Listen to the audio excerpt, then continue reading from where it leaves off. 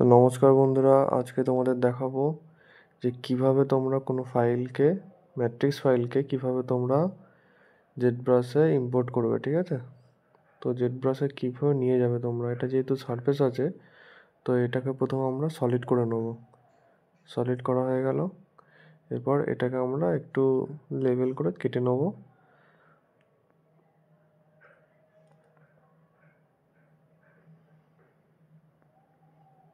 তো এখানে ওয়্যার কাট করছি আমরা, ওয়্যার কাট করে আমরা নিচেটা কেটে নিলাম। ঠিক আছে, দেখতেই পাচ্ছেন। তো এবার আমরা ফাইলটাকে কি করব, এক্সপোর্ট করব। না কিসে করব এক্সপোর্টটা, এসটিএল ফাইলে এক্সপোর্ট করব। ঠিক আছে, তো এখান থেকে এক্সপোর্ট করার পরে ডেস্কটপে আমরা সেভ করব যেহেতু, তো এখান থেকে প্রথমে আমাদেরকে এসটিএল ফাইল চুজ করতে হবে। এসটিএল ফাইল যে কোনো একটা নাম দিয়ে আমরা সেভ করে দিচ্ছি।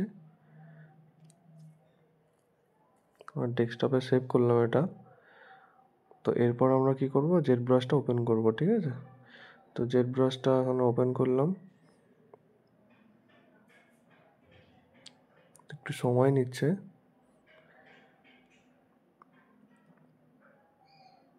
তো জেট ব্রাশ ওপেন হওয়ার পরে এই যেটা দেখতে পাচ্ছেন লাইট বক্স, এটা অফ করে দেবেন, এটা চলে যাবে।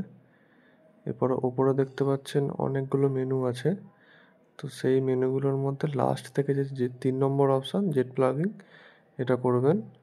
করার পরে দেখুন 3D প্রিন্ট হাব যেটা আছে, তো ওই অপশানটায় ক্লিক করবেন। ক্লিক করে ইম্পোর্ট ফাইল এসটিএল যেটা আছে, এসটিএল ফাইল, সেখান থেকে আমরা ডেস্কটপ থেকে আমরা যে ফাইলটা সেভ করেছিলাম সেই ফাইলটাকে আমরা চুজ করব, করে ওপেন করব। করার পর একটা ক্লিক করে তারপর ড্র্যাগ। তো পেজটা যে এলো, এর উপর এখন কোনো কাজ হবে না। এটা কি করতে হবে না, এডিট করলে তবে হবে। যে এডিট বাটন আছে, এডিট করার পরে এটা বিভিন্ন রকম এবার অপশান থেকে এটা কাজ করা যাবে।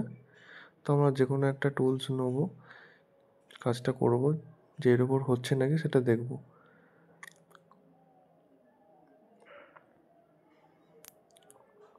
তো আমরা এখান থেকে যে কোনো একটা টুলস নিচ্ছি, স্ট্যান্ডার্ড টুলসে আছে, দেখতে পাচ্ছেন কাজ হচ্ছে।